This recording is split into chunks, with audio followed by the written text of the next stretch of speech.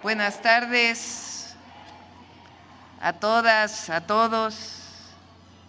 General Ricardo Trevilla Trejo, secretario de la Defensa Nacional, Almirante Raimundo Pedro Morales Ángeles, secretario de Marina, a todos los altos mandos del Ejército, Fuerza Aérea, Guardia Nacional, así como de la Armada de México, a la presidenta de la Cámara de Diputados, presidenta de la Cámara de Senadores, presidente de la Suprema Corte de Justicia de la Nación, amigas y amigos, niñas y niños, mexicanas y mexicanos. Hoy, 20 de noviembre, recordamos el inicio de la gesta revolucionaria de 1910 y con ello convocamos a la memoria profunda del pueblo de México, que a lo largo de su historia nunca aceptó la injusticia como destino. La Revolución Mexicana es una de las grandes transformaciones del siglo XX que reivindicó derechos sociales, soberanía e independencia, recursos de la nación y el derecho del pueblo a elegir a sus gobernantes. La revolución fue un levantamiento armado contra el dictador Porfirio Díaz, quien encabezó durante 34 años un régimen de opresión, autoritarismo y privilegios. Porfirio Díaz se presentaba como un defensor del orden y el progreso, pero en realidad construyó un régimen autoritario sostenido por la represión, el miedo y la sumisión forzada del pueblo. Bajo su mando, las elecciones se convirtieron en una simple simulación, donde los resultados ya estaban decididos de antemano y cualquier oposición era perseguida, encarcelada o silenciada. Todo ello mientras se entregaba recursos naturales a compañías extranjeras, despojaba a comunidades indígenas de sus tierras para entregarlas a particulares nacionales y extranjeros, mientras convertían a los dueños de las tierras en trabajadores agrícolas con extenuantes jornadas, salarios de hambre y tiendas de raya que mantenían al jornalero con cada vez mayores deudas. Así, en las haciendas, minas y fábricas predominaban jornadas inhumanas, salarios miserables y castigos para quienes se atrevían a protestar. La represión a los pueblos indígenas fue cruenta. El ejemplo más atroz de ello fue la verdadera guerra de exterminio contra los yaquis, con el objetivo de repartir sus tierras a particulares. El progreso, entre comillas, del porfiriato fue en realidad un progreso para unos cuantos, construido sobre la explotación brutal, el racismo social y la injusticia cotidiana. El país vivía un brillo artificial, ferrocarriles, calles modernizadas en las ciudades, mientras la miseria crecía en el campo. Discursos de orden mientras se reprimía levantamientos a sangre y fuego. Los trabajadores que intentaron organizarse eran perseguidos, encarcelados o asesinados. Las huelgas de Cananea y Río Blanco mostraron al mundo la brutalidad con la que el régimen respondía a la exigencia mínima de justicia. Las libertades políticas estaban canceladas, la prensa independiente era acosada, los opositores eran vigilados, exiliados o silenciados, y las elecciones, como dijimos, no eran sino una simulación. En realidad, lo que se trataba era de perpetuar el control de una élite que gobernaba sin responder al pueblo. Ese era el México al que se enfrentó Francisco I. Madero y al que previamente se habían enfrentado los hermanos Flores Magón, encarcelados y exiliados. Madero, un hombre profundamente convencido de la democracia y la legalidad, buscó primero el camino pacífico. Escribió, recorrió el país, fundó un partido político y llamó a elecciones libres. Su mensaje encontró eco en una sociedad cansada de la opresión. Pero cuando Porfirio Díaz, después de haber prometido en una entrevista que no se reelegiría, decidió una vez más aferrarse al poder y mandar encarcelar a su principal opositor, fue entonces que el apóstol de la democracia comprendió que el camino institucional estaba cerrado. Fue en esa hora oscura, luego de su detención en San Luis Potosí y de escapar hacia Estados Unidos, cuando tomó una decisión que cambiaría la historia de la nación. Con plena conciencia del peligro, entendiendo que su vida corría riesgo y que la suya sería una lucha desigual contra un aparato autoritario, Madero redactó el Plan de San Luis.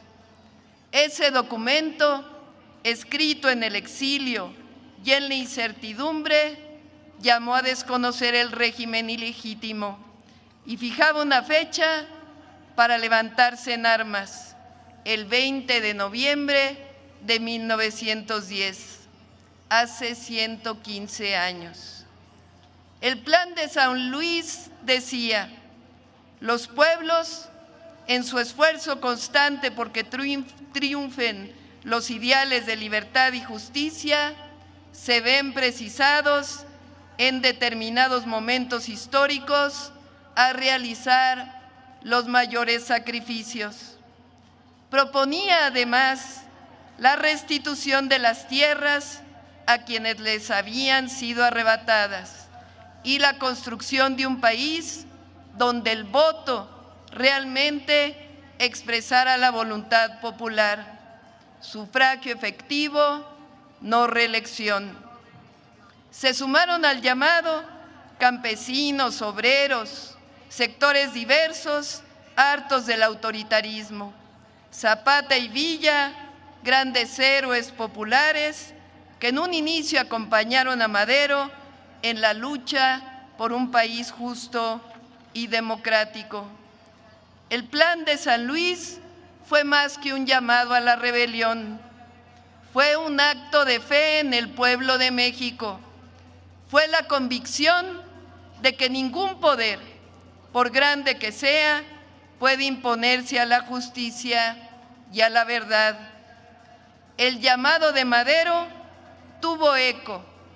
Después de solo 6 meses, el 10 de mayo de 1911, el general Navarro, defensor porfirista de la plaza de Ciudad Juárez, se rinde ante los revolucionarios.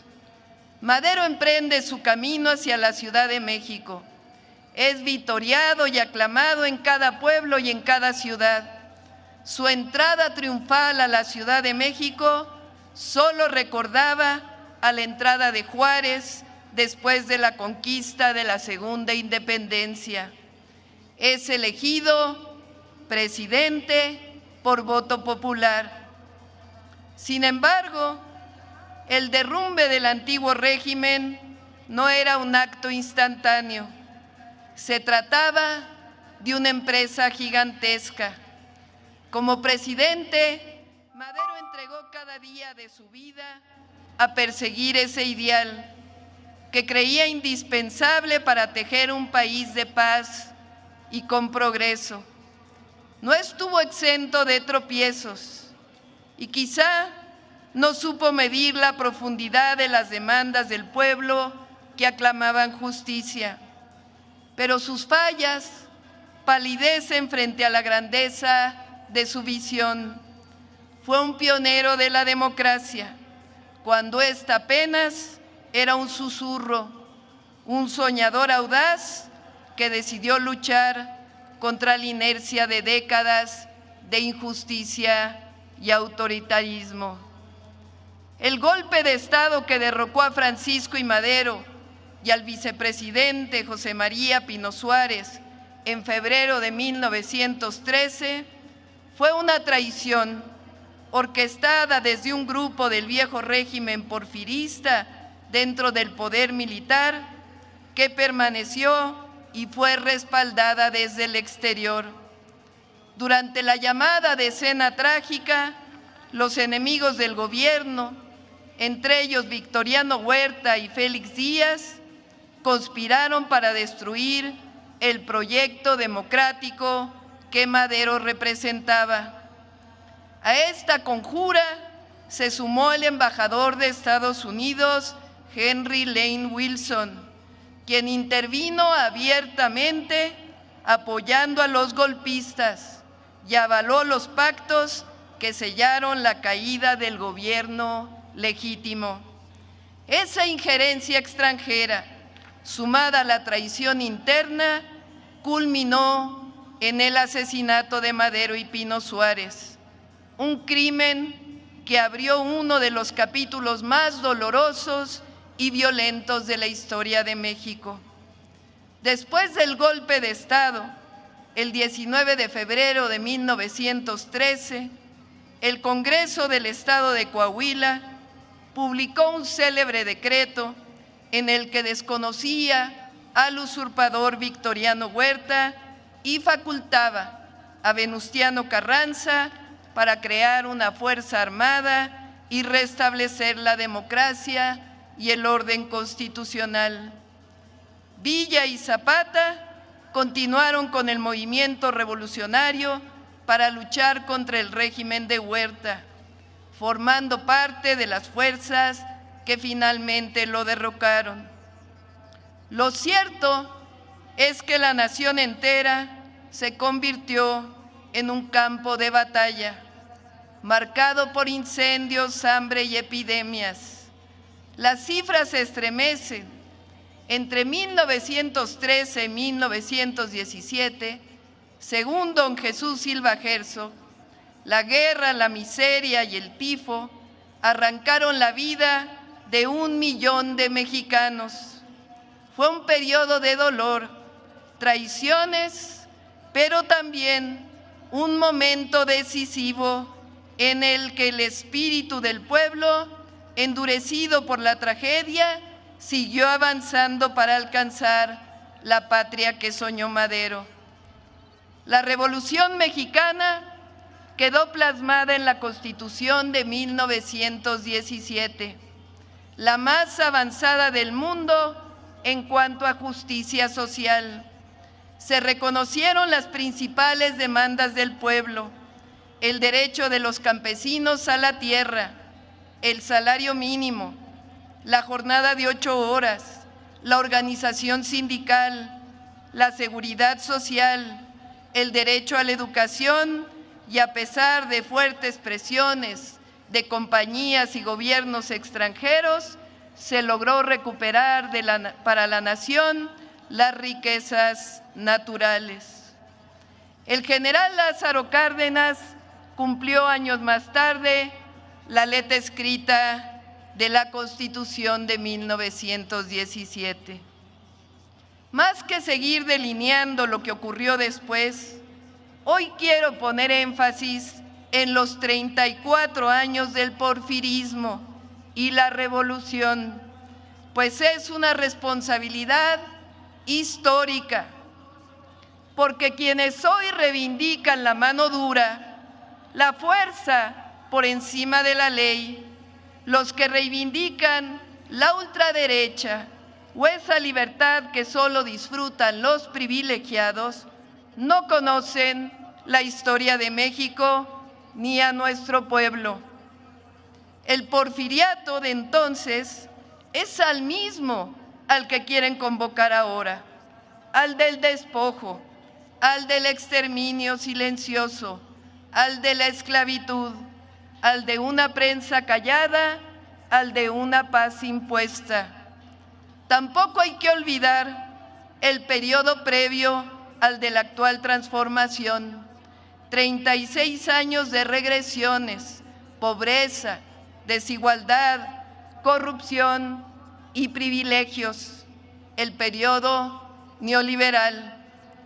4 transformaciones han marcado la historia de México: la independencia, la reforma, la revolución, que fueron armadas, y la 4ª, una transformación pacífica, decidida mayoritariamente por el pueblo de México, que reivindica la justicia, la libertad, la democracia y la prosperidad compartida.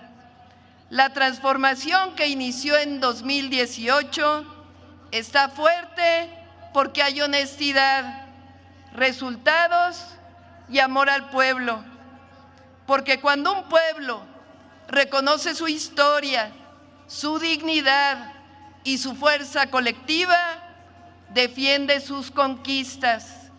Por eso hoy, con la fuerza de nuestra memoria colectiva, afirmo: México no volverá a caminar hacia atrás. La paz y la tranquilidad son fruto de la justicia. Por ello, no tienen resonancia los discursos que normalizan la violencia como camino, que glorifican la imposición o que pretenden restaurar un país de privilegios para unos cuantos. El que convoca a la violencia se equivoca. El que alienta al odio se equivoca. El que cree que la fuerza sustituye a la justicia se equivoca. El que convoca una intervención extranjera se equivoca. El que convoca, el que piense que aliándose con el exterior tendrá fuerza, se equivoca. El que cree que las mujeres somos débiles, se equivoca. El que cree que la transformación duerme, se equivoca.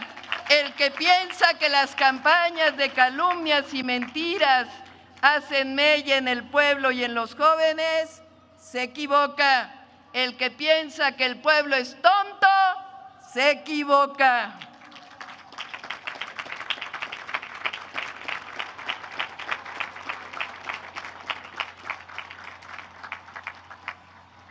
México vive un momento que antes parecía imposible.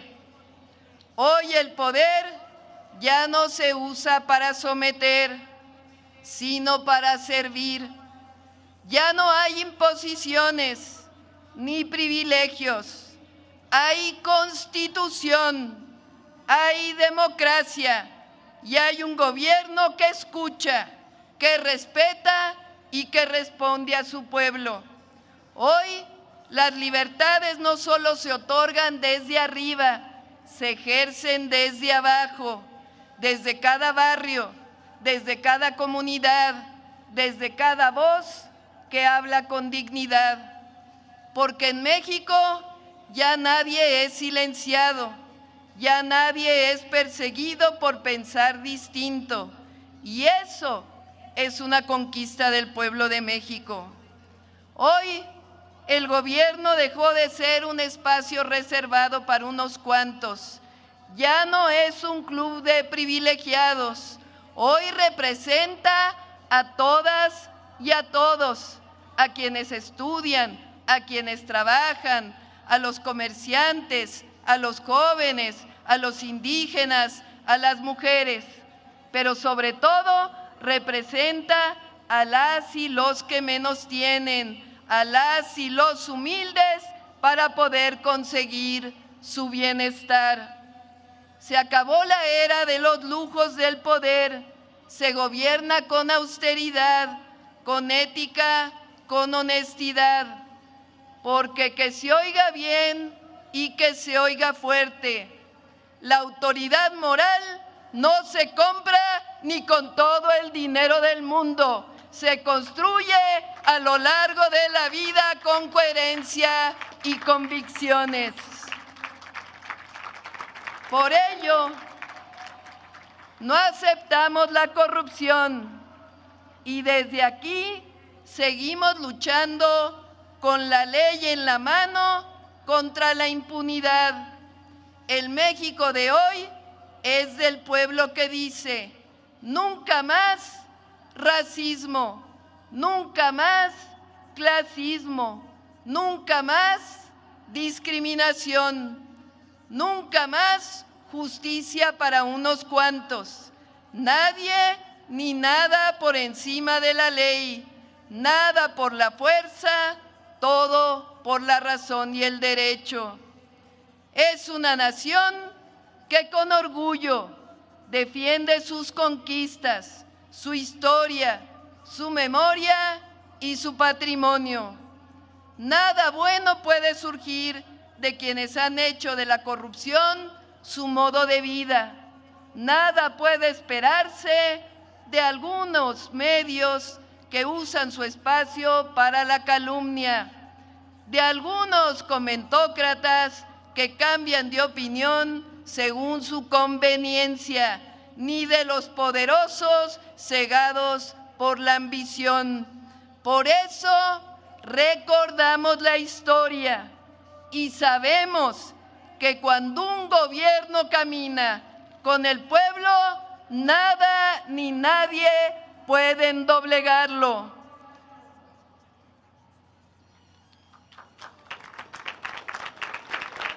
Nos calumnian porque saben de nuestra honestidad, saben que no nos vamos a someter a los intereses de quienes antes ostentaban el poder o gozaban de privilegios, ni a ningún gobierno o interés extranjero.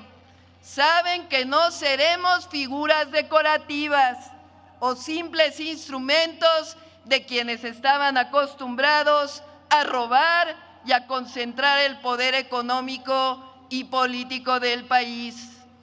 Contamos con el respaldo de la mayoría de las y los mexicanos, sobre todo de quienes habían sido históricamente olvidados, porque buscamos la prosperidad compartida, porque sabemos que por el bien de todos, primero los pobres, y que con el pueblo se hace todo o no se hace nada.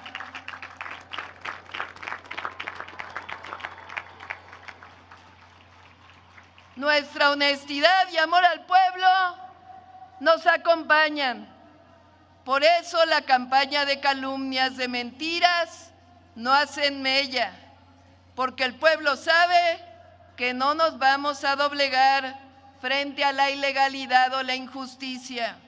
El pueblo de México está más fuerte porque sabe que juntas y juntos defendemos la soberanía, la independencia, la democracia y la justicia. Termino recordando que la Revolución Mexicana nos dejó grandes enseñanzas y legados. Uno de ellos, nuestras Fuerzas Armadas, surgidas de la Revolución Mexicana, surgidas de una gesta heroica del pueblo en contra de un golpe de Estado. Por ello, reconozco y el pueblo de México reconoce su patriotismo, su valor, su entrega y servicio al pueblo. Felicito a todas y todos los oficiales de Marina y Defensa que ascienden este día histórico, 20 de noviembre, y les convoco